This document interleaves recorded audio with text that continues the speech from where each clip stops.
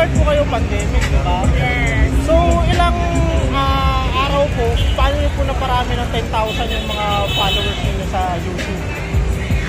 Usually yung mga followers ko sa YouTube, yun lang din yung mga followers ko sa Facebook. So, pinost ko lang yung link ng YouTube ko. Then, ayun, nag-subscribe na sila. So, paano po maaabot yung watch hours or hindi niyo po talaga naabot? Ano po ba yung totoo? Naabot. Naabot? So, na-monetize po kayo? Oo, na-monetize. Oh, ba't hindi po nagtuloy? Na-monetize, ibig sabihin sumahod ako. Tapos, hindi ko na tinuloy kasi nakakapagod mag-edit. Oh, pero madidemonetize po ba siya? Kapag ano? Siguro. And hindi naman siguro. Hindi ko alam eh. Hindi na kasi ako nagpa-vlog. So, paano niyo po nawa? So, kung ganun karami, well, kung bibilangin po natin sa Instagram, 100,000 po ba kayo? Tapos po sa TikTok, 500,000.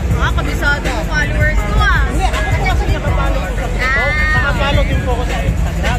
Saka nakapalo din po ako sa YouTube ninyo. Vlogger ka ba? Vlogger ka? Meron po akong subscribers na 8,000. Mga ganun